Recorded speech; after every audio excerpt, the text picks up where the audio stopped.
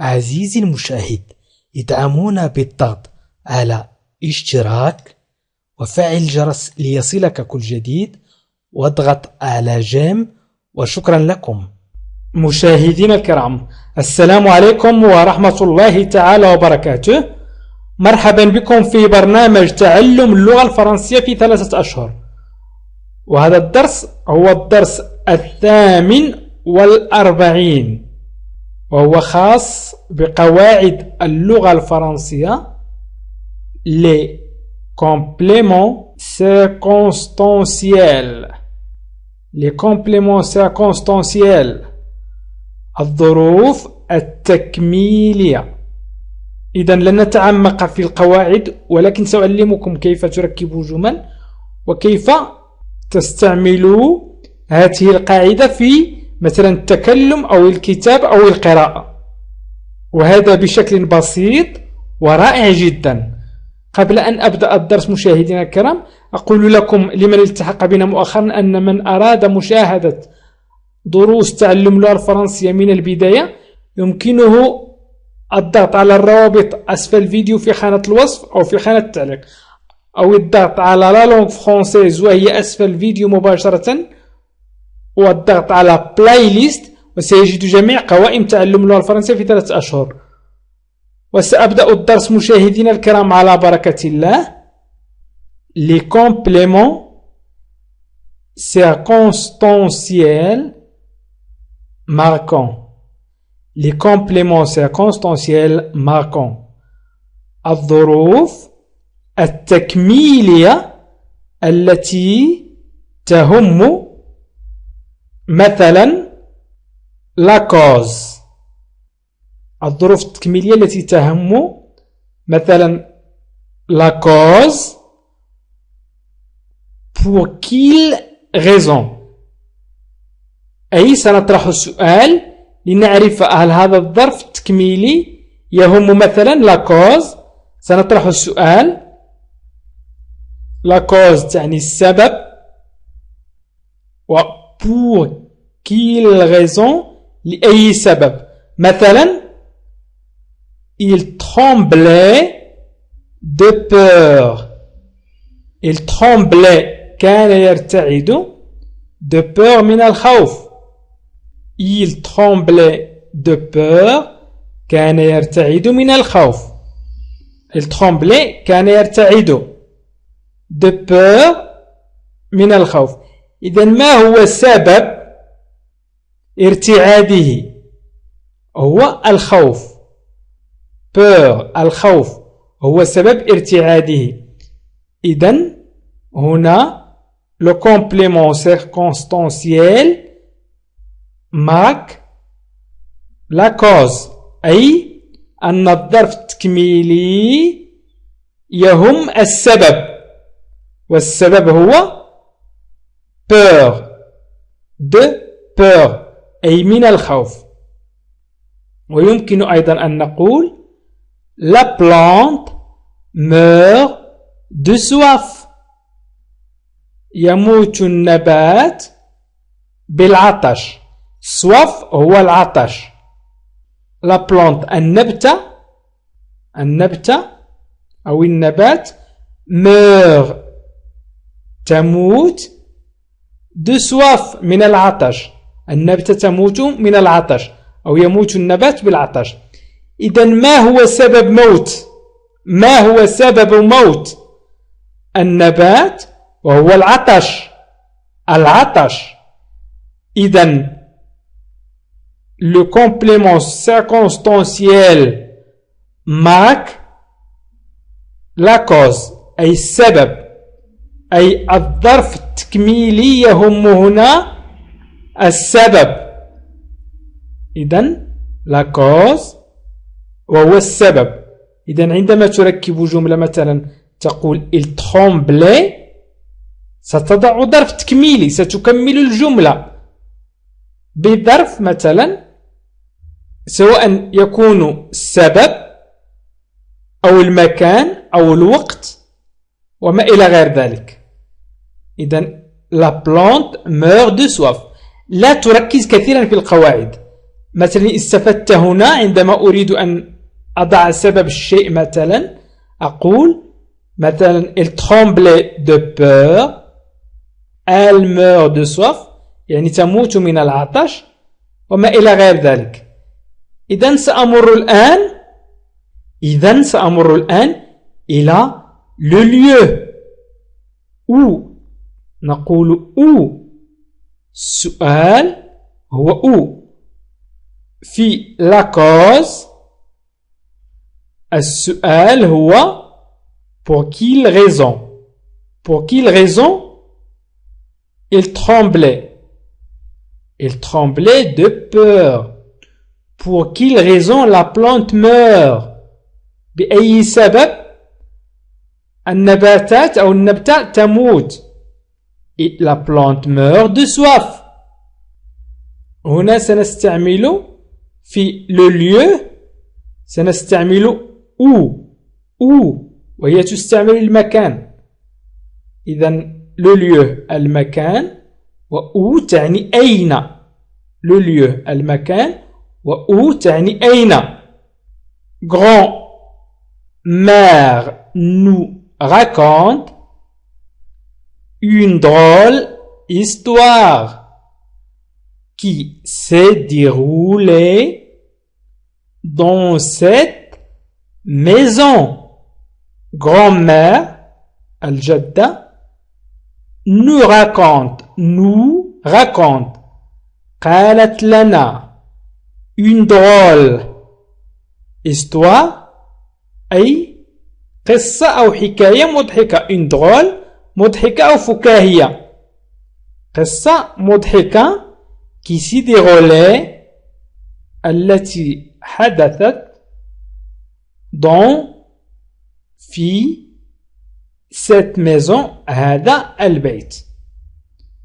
إذن grand-mère nous raconta une drôle histoire qui s'est déroulée dans cette maison. grand-mère الجدة، grand-père الجد. إذا قلنا مثلا أين حدثت القصة المضحكة؟ où la drôle histoire se déroule. أين حدثت القصة المضحكة؟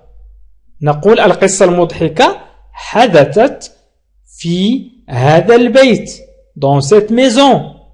إذن où تعني المكان. إذن هنا dans cette maison c'est un complément circonstanciel marque le lieu. وأنتم مشاهدينا الكرام تعلمتم في هذه الجملة grand-mère الجدة raconte يحكي une drôle فكاهية أو مضحكة histoire قصة déroulée حدثت la maison البيت. إذا تعلمتم مجموعة من الكلمات، وأيضا تعلمتم كيف يمكن أن تجمع الكلمات بدون أن تحس. لن تعلم أنك تتعلم عندما تشاهد الفيديو أو تتعلم اللغة الفرنسية، فإنك في داخلك لن تحس أنك تتعلم، ولكن مع مرور الوقت تصبح تعلم، أي تعلمت كيف تكتب وتقرأ وتتكلم. إذا تابع معي الفيديو إلى الأخير. Grand-mère nous raconta une drôle histoire qui s'est déroulée dans cette maison. سأمر الآن إلى le temps quand الوقت متى. le temps الوقت quand تعني متى.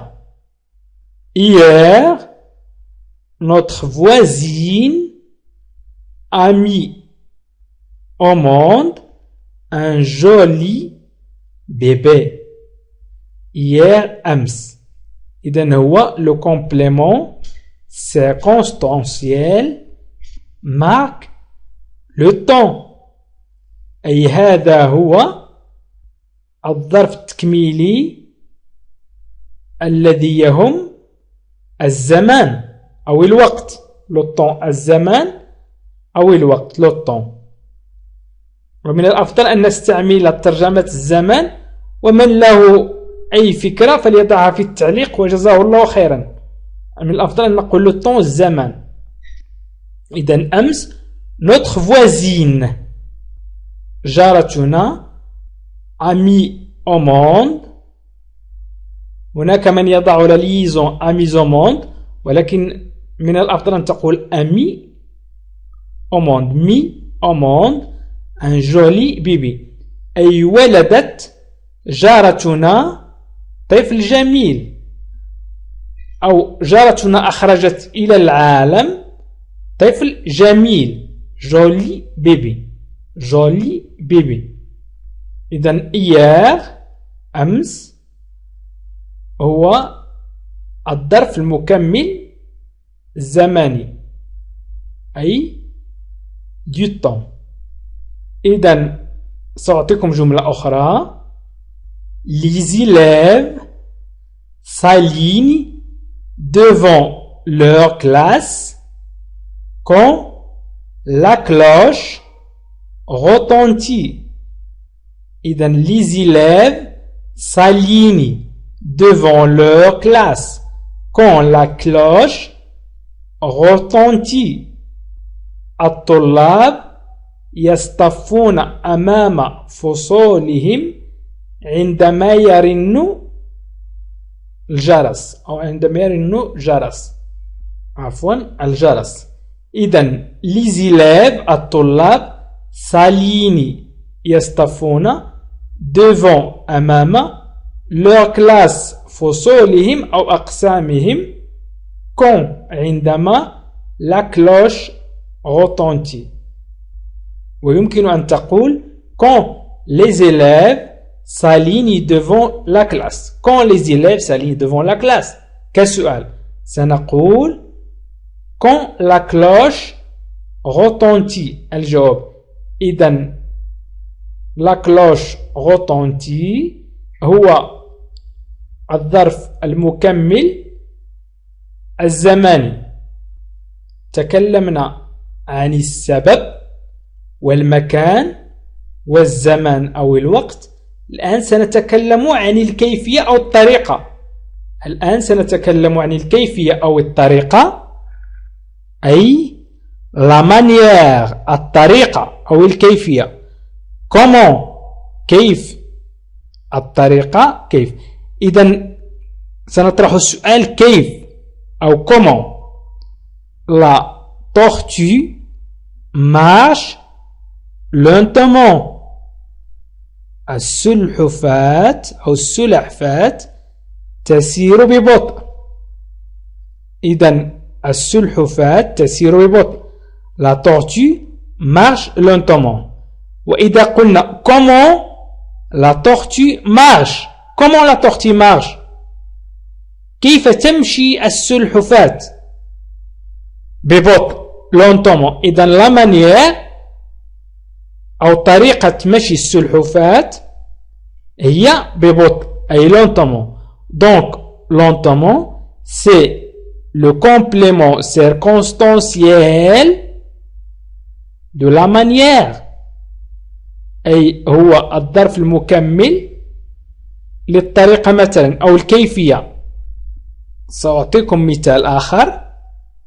elle m'a parlé d'un air bizarre. تحدثت معي بشكل غريب. il m'a parlé تحدثت معي d'un air بشكل bizarre غريب. إذن comment إذا سألناك أنت مثلا comment elle t'a parlé، ستجيب d'un air bizarre، أي كيف تحدثت معك، ستقول بشكل غريب. إذن d'un air bizarre c'est le complément circonstanciel de la manière، أي بشكل غريب هو الظرف المكمل للكيفية أو الطريقة. الآن سنتكلم على la condition، الشرط. la condition الشرط نقول à quelle condition أي تحت أي شرط. إذن la condition الشرط à quelle condition تحت أي شرط. سأعطيكم مثال. Je viendrai vous voir si j'ai le temps. هنا si هي أداة شرط. si هي أداة شرط. Je viendrai سآتي لرؤيتك إذا كان لدي الوقت.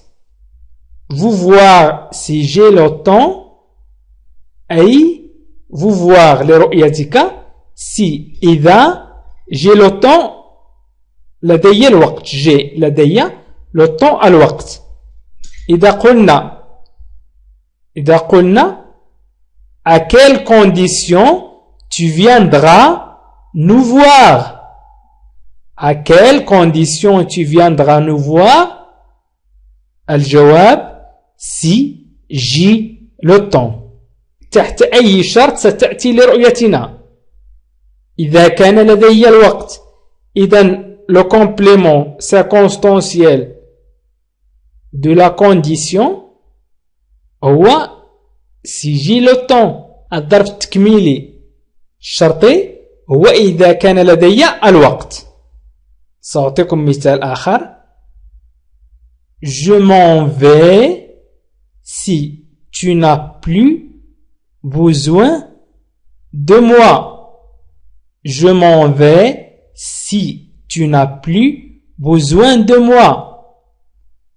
Je m'en vais سأغادر أو سأذهب si tu n'as plus besoin de moi. إذا كنت لا تحتاج besoin هو الاحتياج. de moi لي بعد الآن أو لي مثلا. si tu n'as plus besoin de moi إذا كنت لا تحتاج لي أبدا أو بعد الآن. هنا عفوا سآتي ستجدون أخطاء بسيطة باللغة العربية وأعتذر لكم لأنني أكتب مباشرة وأنا أسجل. إذن لا بأس أن تجدوا أخطاء بسيطة باللغة العربية وأعتذر لكم وأتمنى أن أكون قد وفيت ما كنت أريد أن أشرحه لكم. إذن je m'en vais si tu n'as plus besoin de moi سأغادر إذا كنت لا تحتاج لي بعد الآن. إذن هنا تستطيعون تركيب الجمل على الأقل باستعمال سي أداة الشرط. الآن سأمر إلى le but ونقول dans quel but. dans quel but أي le but الهدف لأي غرض. ليس أهداف المباراة بل هو الهدف. مثلا هدفك في الحياة أن تصل إلى مستوى علمي معين أو مثلا أن تربح مبالغ مالية مهمة وما إلى غير ذلك. إذن الأهداف تختلف من شخص إلى آخر. le but يعني الهدف. مثلا je travaille pour réussir. je travaille pour réussir. je travaille أعمل pour لأجل réussir النجاح. dans quel but tu travailles لأي غرض تعمل.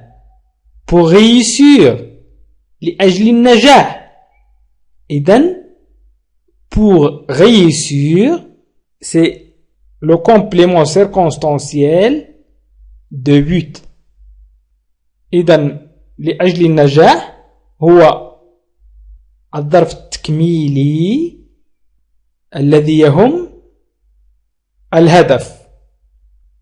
سأعيد فقط بعجالة ما ذكرته.